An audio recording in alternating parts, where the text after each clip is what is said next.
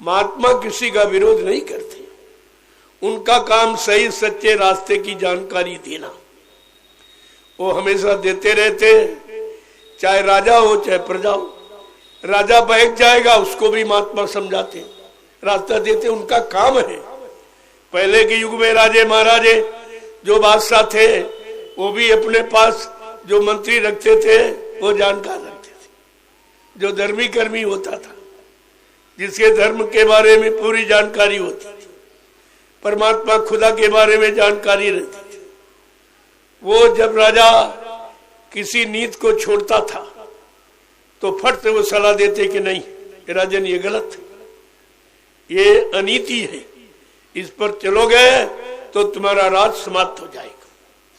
वो आगाओ, अब कह दो कि राजा इसको समझे कि बुरा है, हमारा बुरा चाहते, बुरा नहीं, जो बुराई में तुम फंसने जा रहे हो उसकी रोकथाम करते। ये महात्माओं का काम हमेशा इस भारत देश में रहा और आज भी है। आप माने न माने वो बात अलग की, लेकिन पिछला इतिहास उठा लो, राजों महाराजों का, बादशाहों का, और सब यही शिक्षा दे रहे कि सबने एक एक सलाहकार रखा, उसी सलाहकार को गुरु कहते, वो सच्चाई का ज्ञान रखने वाला। अब तुम्हारा जैसा सलाहकार हो वैसी तुम्हें सलाह देगा। तुमने सलाहकार अच्छा नहीं बनाया तो तारीफ तो तुम्हारी करेगा लेकिन गिरा देगा। इसलिए महात्मा हमेशा सच्ची बात कहते, जिससे राजा का भला और प्रजा का भला दोनों की हानि ना हो, दोनों को नुकसान ना हो, दोनों को आपत्ति परेशानियां ना हो, उनका पारिवारिक जीवन, सामाजिक जीवन, व्यवहारिक जीवन खराब ना होने पावे, इसके लिए महात्माओं ने हमेशा यानी संदेश दिया। अब आप न माने तो बात आपकी अलग। मैं आज 4 दिन से बराबर आपको कह रहा हूं कि भाई आगे का समय अच्छा नहीं मुझे दिखाई दे रहा, आपको नहीं दिखा दे रहा इसलिए आप नहीं जानते, हमें दिखाई दे रहा कि समय बहुत खराब, इतना खराब समय है कि भारत की जनता, चाहे राजा हो चाहे प्रजा, ये दोनों का भविष्य अच्छा नहीं होगा, दोनों का भविष्य नहीं अच्छा, न राजा का न प्रजा का। और नहीं मानते हो तो समय आ जाए तब तुम देख ले, अगर जिंदा बने रहो तो देख लेना, और चले जाओगे फिर क्या देखोगे? तो समय खराब है, इसमें राजा प्रजा दोनों का नुकसान होगा, दोनों में से कोई न कोई चला जाएगा, वो रह नहीं सकता, चला जाएगा। अब आप ये नहीं कह सकते भाई महात्मा देश में थे उन्होंने बताया क्यों नहीं, लेकिन तुम मानो तब तो, वो तो तुम्हारे भले की बात कहती। साधु से होए न कारज हानि, साधु संत महात्माओं से कभी किसी के काम की हानि नहीं हो सकती, क्योंकि उनका कोई व्यक्तिगत स्वार्थ नहीं।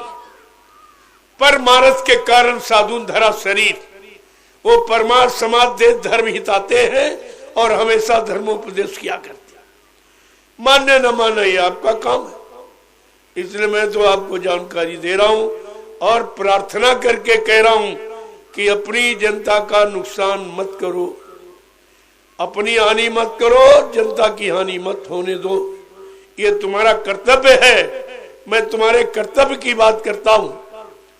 अगर ये हो गया तो गोस्वामी जी महाराज गृहस्थ थे, उन्होंने रामचरितमानस में लिखा, आपको रामचरितमानस तुरंत पढ़नी चाहिए।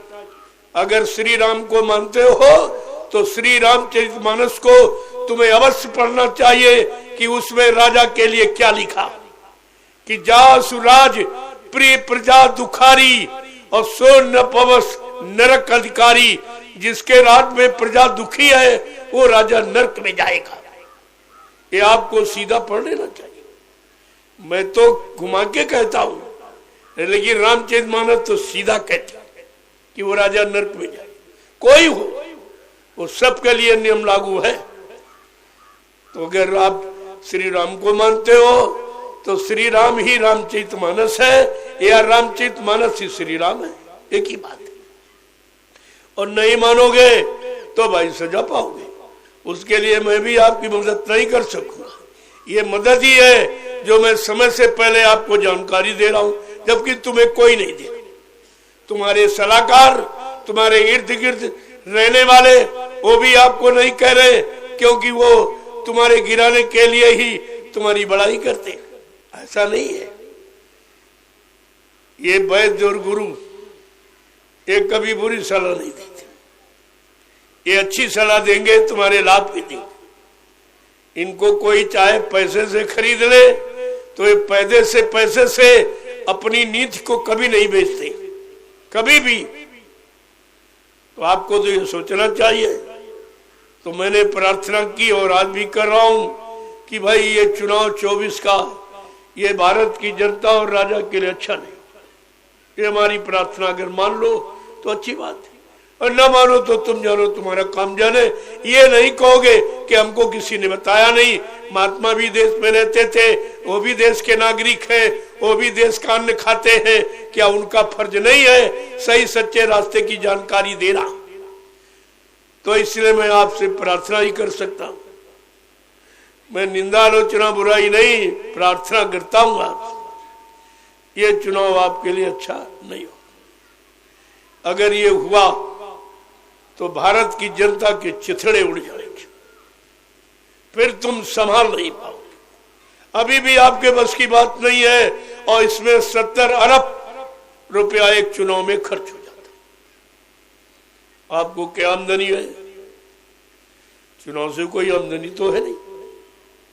अगर आमदनी का जरिया बनाओगे तो गरीबी और बढ़ जाएगी, महंगाई और बढ़ जाएगी, बेरोजगारी और बढ़ जाएगी, टैक्स और बढ़ जाएंगे।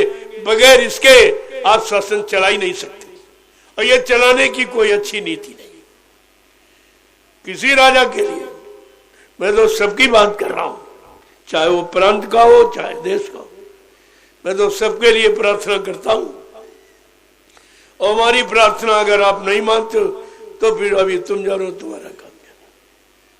मैं सलाह ही दे सकता हूं, आपकी मदद कर सकता हूं, अगर लेना चाहो तो। मेरे पास तो करोड़ों लोग हैं, इतने तुम्हारे पास है नहीं। तुम चंदा नोट वोट, अरे भाई क्यों मांगते हो?